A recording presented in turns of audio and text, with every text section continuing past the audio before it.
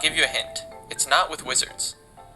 In this video, I'll introduce the process of how a computer might go about calculating these values, and where the ideas behind it come from, and hopefully give you a deeper understanding of how math is done on computers. To get started, we'll look at sine and cosine on the unit circle. If we can find the x and y coordinates of a line with a length of 1. If you've taken a math class, you've probably used a calculator to calculate values of sine, cosine, and other functions plenty of times before. But have you ever wondered how they actually do it? I'll give you a hint. It's not with wizards. In this video, I'll introduce the process of how a computer might go about calculating these values, and where the ideas behind it come from, and hopefully give you a deeper understanding of how math is done on computers. To get started, we'll look at sine and cosine on the unit circle. If we can find the x and y coordinates of a line with a length of 1, then we found the sine and cosine of the angle that line makes. Since the cosine of theta equals adjacent over hypotenuse, or x over 1, and sine of theta equals opposite over hypotenuse, or y over 1. More generally, for a line with length r, x is r times the cosine of theta, and y is r times the sine of theta, since we multiply by r on both sides. Okay, I want you to imagine something. Say we're on some line, and we have a point at the beginning of the line. We want our point to move some distance, but we only know how to move in steps of predetermined size each time we move. Meaning the only choice we're allowed to make is which direction we take our step in. In this case, we'll choose steps that are 5, then half of that, then half of that, then half of that, and so on in length. Since each step gets smaller, if we move forward if we're behind the distance we want, and backward if we're in front of it, we'll eventually converge to that point that we're looking for. Sort of a selectively alternating series of steps. You can see that after just a few steps, we're already pretty close to our desired distance. And by the end, we're only 0.0002 units away from the actual distance we want it to be at. Now if we take that example of walking on a line and apply it to the unit circle, we can rotate some vector by an angle of 45 degrees, then half of that, and so on. This series can be represented as 45 times 1 over 2 to the n. And if we have infinite terms in that series, it'll eventually converge to 90 degrees. What that means is that we're able to reach any point in this first quadrant of the unit circle, or the first 90 degrees. And because we can also rotate backwards, it means we can also reach any point in the fourth quadrant, or negative 90 degrees. Finally, since the left side of the circle is just the right side but with negative x coordinates, if we adjust the x coordinate beforehand, rotate the vector up to it, and then flip the x coordinate again at the end, then we can reach both sides of the circle. Okay, great. So we can use this same series of angles to rotate a vector to any angle on the unit circle. But how does that help us? Well, let's choose some angle on the unit circle, and we'll selectively rotate our vector back and forth until we reach that angle.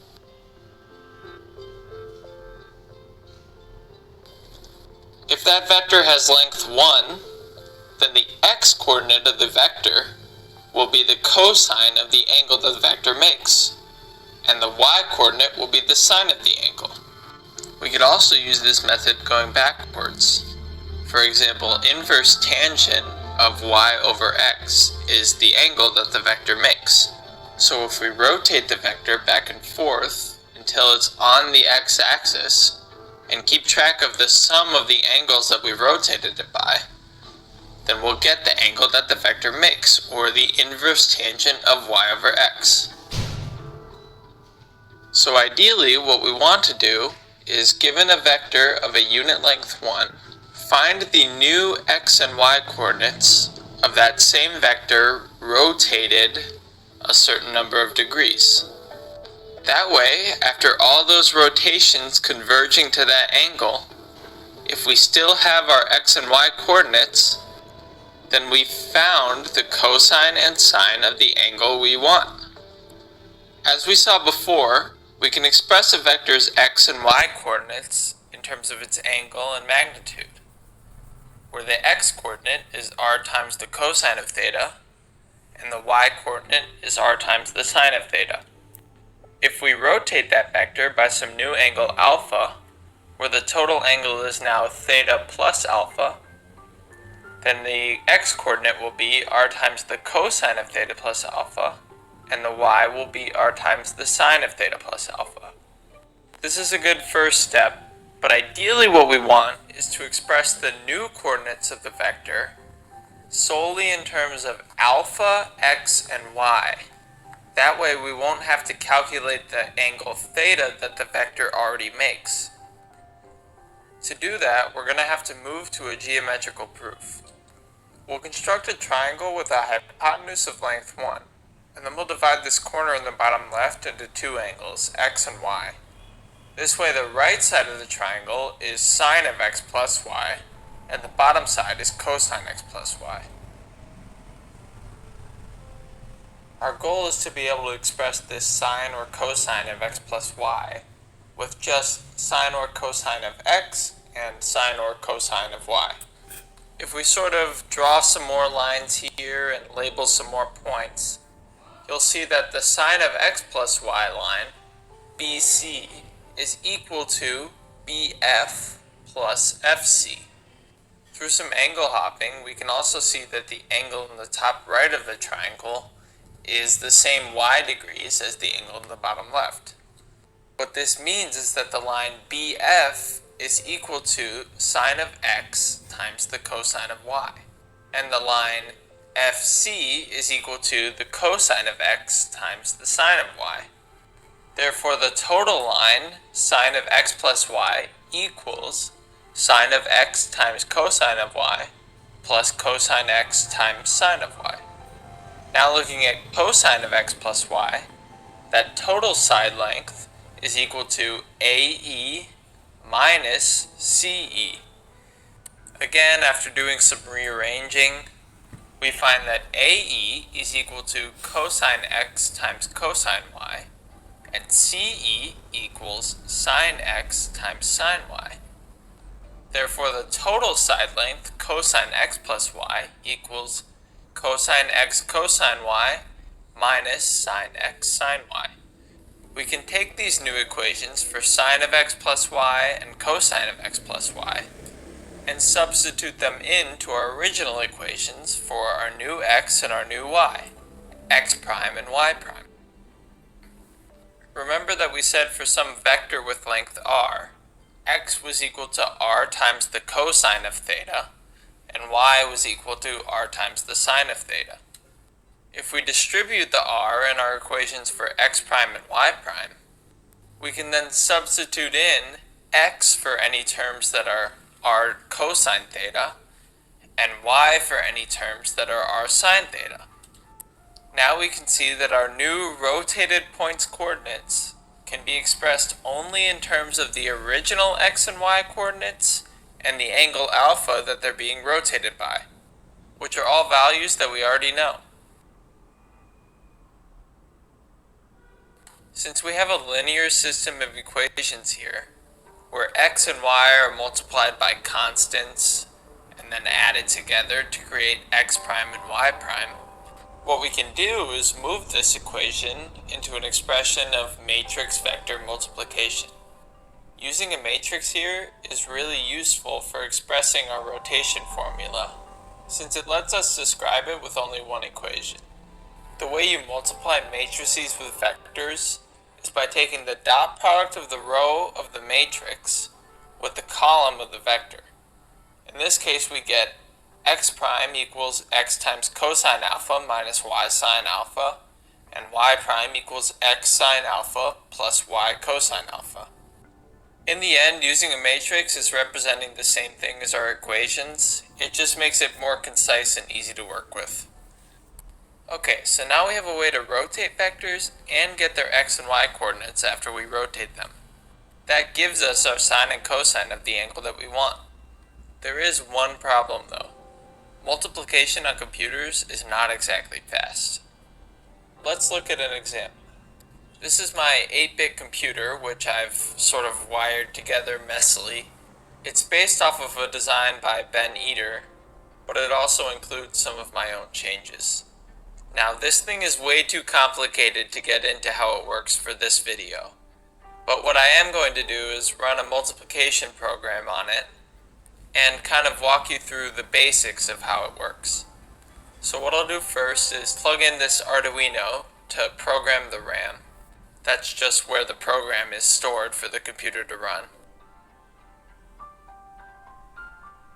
Once it's done programming, I'll quickly reset it.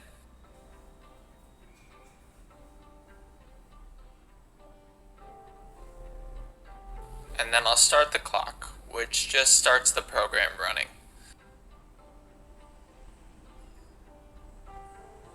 So the basic way this program works is we're multiplying the number 7 by the number 16. We'll keep track of one variable, a, and we'll store that as 7. Then for the variable b, we'll store 16 in there. Lastly, we have another variable, p, which will be our product, or the result of our multiplication, which we'll set to 0. Multiplication is really just repeated addition. So when we say 7 times 16, what we mean is 16 7 times.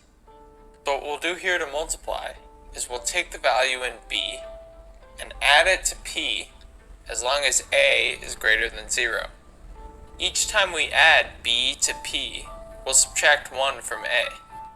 That way, since a is 7, it means we'll have added 16 7 times. It's a bit difficult to see this in action on the computer, but it'll only be about 5 more minutes, so we'll just let it sit here.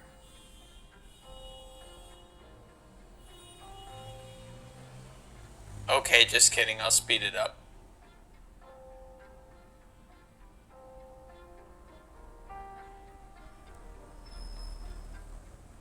After all of that repeated addition, you see the computer gets the same result, 112. Although this algorithm for multiplication is simple, it's really slow and it takes a lot of moving results around and a lot of operations. Computers operate on a clock pulse, which is that blinking light you see in the top left. Generally, computers can only do a few things per clock pulse. So if we can minimize the number of operations something takes, we can minimize the amount of clock pulses it takes, and thus the amount of time it takes. It turns out that when multiplying by certain types of numbers on a computer, we can calculate the result much faster in a certain way. Computers are built on a binary number system, where each digit in a number is a power of 2 instead of a power of 10. What this means is that a number like 10101010 is 2 to the 7 plus 2 to the 5 plus 2 to the 3 plus 2 to the 1, or 170. Now watch what happens if I shift all the digits in the number 1 to the right. The new value becomes 01010101, and the decimal value becomes 85. This is exactly half of the 170 that we had before. You've probably already seen this in decimal numbers. If we were to divide 85 by 10, we'd get 8.5, which is the same as moving all of the digits to the right. And if we multiplied by 10, we get 85 again, moving the digits to the left. In binary, it's the same concept, just with dividing by 2 and multiplying by 2, since the system itself is base 2. What that means is that anytime we're multiplying or dividing by 2 or a power of 2, we can calculate the result just by shifting the digits to the right or left. To use this in our algorithm, we'll factor out a cosine out of our matrix from before. That way the matrix is 1, negative tan, 1. So now we'll look for angles whose tangents are powers of 2. In other words, the nth angle is the inverse tangent of 2 to the negative n. That way when we take the tangent of the angle and multiply it by x and y, all we're doing is dividing x or y by 2, or shifting the digits one place to the right. One thing you may have picked up on is that we've now changed the way that we're choosing our angles.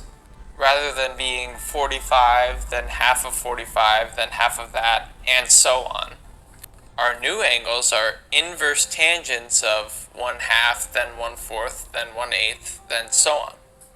Remember that the reason that original series worked was because, first of all, it converged to a finite number, and second of all, it covered at least 90 degrees of the unit circle in both directions. If we rotate our vector starting on the x-axis by this new series of inverse tangent angles, you'll see that the value is greater than 90 degrees, meaning we can cover the entire unit circle once again. But how do we know that this series actually converges to a finite value?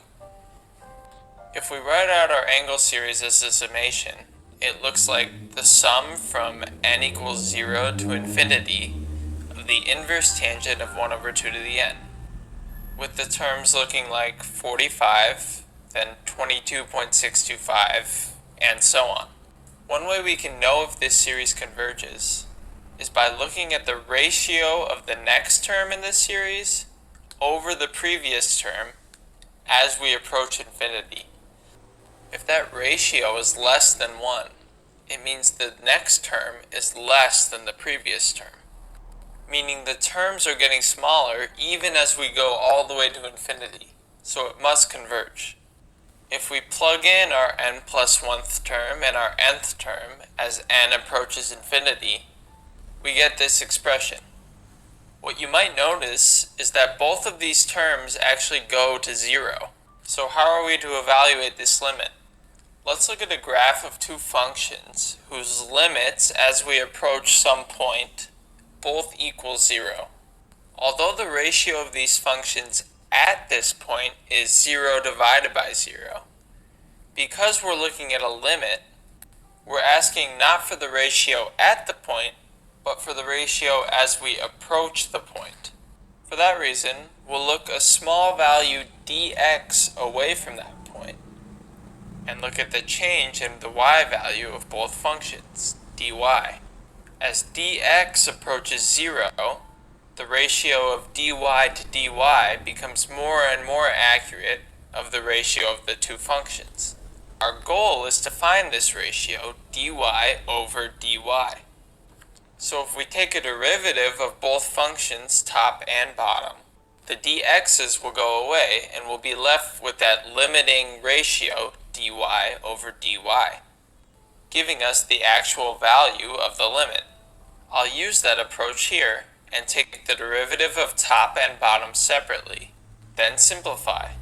And evaluating the limit, we get that the ratio of the next term to the previous term as we approach infinity is 1/2. This means that the terms are shrinking as we approach infinity, and therefore the series must converge. We've got all the pieces of the puzzle now. Let's go over a quick recap of what we've covered. First, we realized that by iteratively rotating angles, we could converge to any angle on the unit circle. If we could find the x and y coordinates of a vector who had been rotated to a certain angle, we could find the cosine and sine of that angle. To find the new x and y coordinates of a vector rotated by some angle alpha, we looked at a geometric proof which ended up in a system of equations, which eventually became our rotation matrix. After that, we saw that multiplying on computers is actually pretty slow. And we figured out that if we factor out a cosine for our matrix, so our matrix has just the tangent of alpha, and then choose angles whose tangents are powers of 2, then all we'd have to do to find the new x and y coordinates of a rotated vector is shift the digits and add. Finally, we checked that this new series of angles would still work with our algorithm by making sure that we could still cover the full unit circle and that the series converged. Alright, now that all the pieces are in place, let's take a look at how this algorithm actually runs. Let's say we want to find the sine and cosine of 55 degrees. We'll start with a vector on the x-axis of length 1. Since the current angle we're at, 0 degrees, is less than the angle we want, 55 degrees, we'll rotate in the positive direction. We'll add the angle we just rotated to our theta value, and we'll calculate the new x and y values using our rotation matrix. You might notice that our new vector isn't actually of length 1 anymore. That's because of the cosine that we factored out earlier, that constant k in the front. Since all it's doing is scaling the vector and not affecting the angle of it, we can deal with it at the end.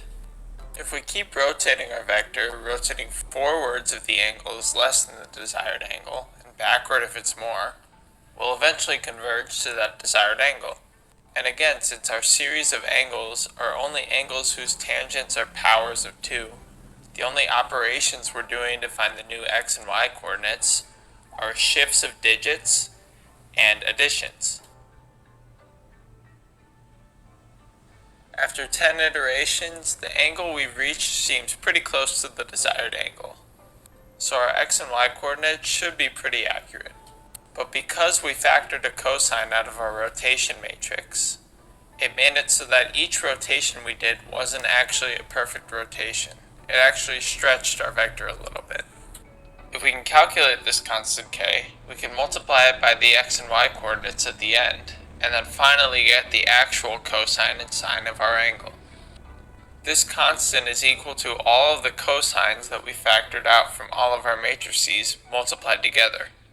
Since the angles we're rotating by are just positive or negative of the same angles each time, that means that this cosine value is going to be constant.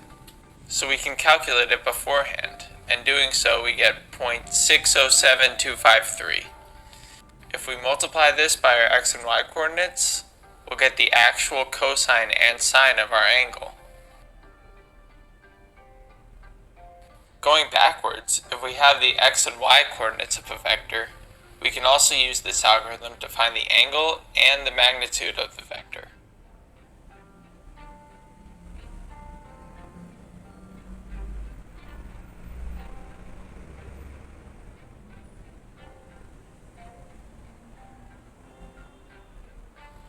Okay, let's use this one more time to calculate the sine and cosine of 37 degrees.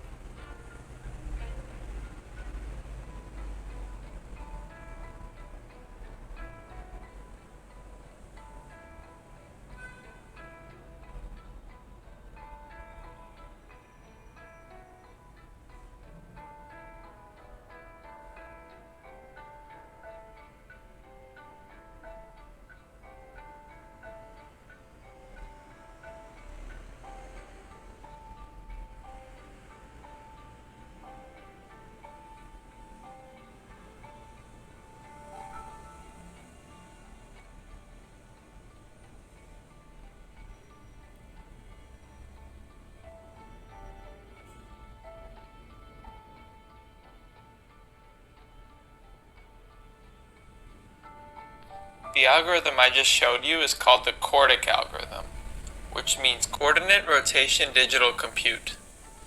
And it's often used in integrated circuits with limited hardware, where speed is more important than accuracy. While it might not be important that you actually know how this algorithm works, I think the ideas behind it are super interesting and super useful in other contexts. Plus, besides sine, cosine, and inverse tangent, variations of this algorithm can be used to calculate things like square roots, natural logarithms, and exponentials. I think the coolest part about this algorithm is how far you can get just by starting from a simple idea, like walking back and forth on a line.